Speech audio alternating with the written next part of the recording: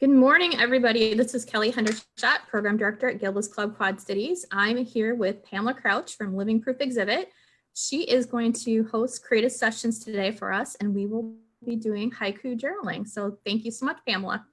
Thanks, Kelly. Hi, everyone. I hope you're enjoying the fabulous sunshine.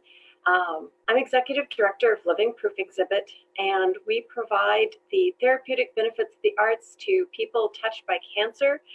A lot of times what we've done is work with people who are socially isolated because of their compromised immune systems. Well, surprise, we're all socially isolated. So today, what I'm going to talk about is using the written word or the spoken word for us to just ground ourselves. There's a lot going on right now. And sometimes because we start thinking about the future and we start worrying, we forget to be present. You've all probably heard about a lot of breathing exercises out there that use counting, and you've heard about journaling. So we're kind of combining the two of those today. And do you remember learning about haikus in junior high and high school? A haiku is a very structured poem, and it's 5 syllables in the first line, 7 syllables in the second line, and 5 syllables in the third line. There are beautiful examples of haiku out there that are they use beautiful imagery and they evoke an emotion. Those are wonderful and things for us to aspire to if we want to. But right now what we're going to do is we're going to focus on kind of changing our mindset a little bit. When we catch ourselves forgetting to breathe, when we catch ourselves worrying about something that we really can't control, let's stop and write ourselves a haiku. You can either do that if you happen to be next to a pen and pencil, you can write that down and then you can work on those off and on. Or sometimes what I do is I stop myself and I start counting. 5, 1, 2, 3, 4, 5. I have to come up with 5 words that I'm going to be using to make this haiku. A lot of times haiku are about nature. Perfect for us because then it gets us thinking about beauty and nature and not worrying about whether or not we can get toilet paper. So let's try one. The butterfly floats. 5. The butterfly floats. Now I have to come up with 7. Where's he going to float? Among the garden, 2 more words, 2 more syllables, petals. The butterfly floats among the garden petals. Now what? 5 more syllables. Bits of orange, got 1 more, joy. Bits of orange joy. Okay, so the butterfly floats among the flower petals, bits of orange joy. What that did was it forced me to stop, forced me to really think about 5 syllables, 7 syllables, 5 syllables. And it also changed my mindset. I'm not thinking that I'm sitting here worried that my dog is going to start barking or baying. I have a beagle during the Zoom meeting. But I started thinking about nature. And now bits of orange. Bits of orange would be monarch butterflies. My garden doesn't have monarch butterflies. My garden doesn't have blooms for these monarch butterflies to float in. But now I'm thinking about it. Now I'm thinking about nature, how beautiful that's going to be. And I'm in the moment because I'm counting. I'm also thinking of something positive, the beautiful gardens and beautiful butterflies. If I wrote this down, I would probably try to come up with a different word than bits, but it will fit, and it fit fairly quickly. So there's a couple of options that you have when you're working with haiku journaling. That is to just stop, do it on your hands and count, think about words. If you want to write it down, then you can do some haiku journaling and change the words. Like I said, I think I would change the word bits. Single syllable. Orange takes up 2 syllables, so I might change that. But we don't have to. We don't have to always sit down. We can be walking on when we're out in nature, social distance, but we're walking And we're trying to change as we're breathing in. We can start counting, and we can start thinking of different words. We can start thinking about nature. Now, haiku usually is about nature, but it doesn't have to be. These are situations where we're going to change our rules. We're going to adapt to what we need to in order to thrive. And so if you want to talk about your favorite dinner and a haiku, go for it.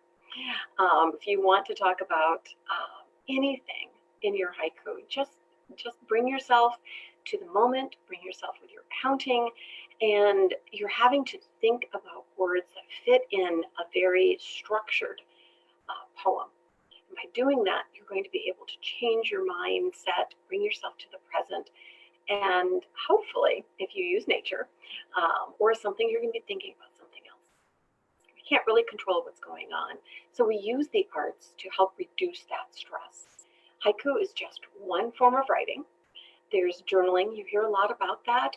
Journaling doesn't have to be anything profound. You don't actually ever have to share this. If you are worried, you can have a worry journal where you write your worries down, then you put it aside and you go on about your day. Your worries are valid, but you don't have to carry them with you. You literally can just write them down and walk away from them. Journals through this time help everyone, this is something that all ages, if you're at home with your kids, a writing journal, they can have that as a separate part. If you want to doodle and draw in that, we can talk about that later. But if you want to doodle and draw in your journal, by all means do so. Writing, sometimes you need to get your emotions out. I find that by using a pen and paper instead of writing on my computer, which is what I do for work, helps me, again, slow down, kind of process everything. Don't worry about punctuation. Don't worry if this is coming from a former English teacher. Don't worry about capitalization. Just get those words out. If they end up being something prose or poetry, that's great. If they don't, that's fine too. This is just getting your thoughts and emotions out on paper so you're not carrying those around with you throughout the day. Haiku journaling will help you immediately stop because you have to focus, very structured.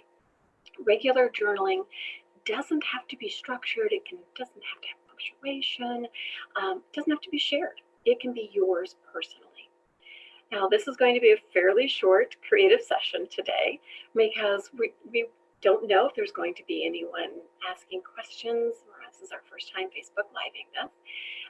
So that's why I kind of planned something fairly short. Now, next week, we're going to be doing an art project. What if you don't have art supplies at home? That's okay. We all have junk mail. So bring your junk mail. It can be just plain white envelopes. It can be, sometimes you get something fun that has colors on it. Get into that recycling bin. And then you're going to bring those junk mail envelopes and papers, and we're going to do a little bit of an art project. Now, if you have glue or tape, bring that too. And because then we can kind of create some things. Again, we're trying to work with people who don't necessarily have art projects at home. However, we do. Living Proof Exhibit is starting a YouTube page where we will be having artists from around the area talking about their art projects. And they're going to be teaching you. So you might find that, oh my goodness, I can still take a creative session because I have some of these projects at home, some of these art materials at home.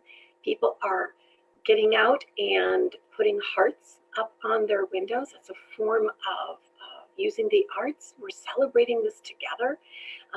We're all at home, socially distant, but those hearts, I put some hearts up on my window and I saw some kids walking past. They stopped, counted the hearts and walked on.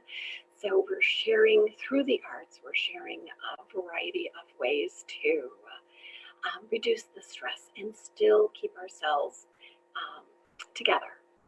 Speaking of which, we have a project going on. Check out our website, livingproofexhibit.org. It is the Make Hope Soar, the Birdhouse Project. We are asking people to paint or bedazzle or crochet or something, little wooden birdhouses. Now we have some. It's been a little challenging trying to figure out ways to get them out to people. Email me at livingproofexhibit.org if you want some of the birdhouses. We'll figure it out. But people are making their own birdhouses. Someone is using gourds to make birdhouses. Other people are being creative and using bits and pieces of things that they have at home to make birdhouses. What are we doing with those? Well, once you create them, paint them, bedazzle them, crochet them, sew them, whatever you're doing, if you can, put a message of hope and inspiration on the bottom of it. And then in September 24th, all of those birdhouses are going to be displayed at the Figge Art Museum as part of our major exhibition that we're having. Go to livingproofexhibit.org and click on the Birdhouse Project, and you'll have more information. There are 2 drop-off sites. Those aren't available right now while we're socially isolating, but once we can drop off all the birdhouses, then we can gather them up. But in the meantime, you can be working on a project. That project is going to be something that once we're all done with this, we're going to be able to gather together. Plus, I did this birdhouse project when I was in chemotherapy and I was socially isolated. And I found out a couple of things. And one is that when you do something for someone else, it really makes you feel better. I know a lot of us aren't able to sew some projects, the masks that people are making. Excuse me, but and I'm not a painter, but I can paint 4 walls. That's pretty much that's what a birdhouse is walls. And I'm going to be sharing some of the Birdhouse Project on the YouTube channel. But not only did it keep me, it helped me reach out to the community when I couldn't get out there during chemotherapy, but it also, I found out that you can't be sad, and it really helps to be creating something cheerful. The birdhouse is very cheerful. We're going to circle back to our haikus. Write a haiku about a birdhouse. You can write a haiku about anything. And I'm laughing right now because I'm sitting here, and to cheer me up, my family had got me a little stuffed llama. So this is Lars. And Lars might have his own little haiku written about him. You can write haikus about anything. The idea, again, whether it's haiku, whether it's journaling, if you're able to join us on the Birdhouse Project, next week, if you're able to join us with the art for junk art, the junk mail art, the idea is just to find some way to express creatively and to reduce stress.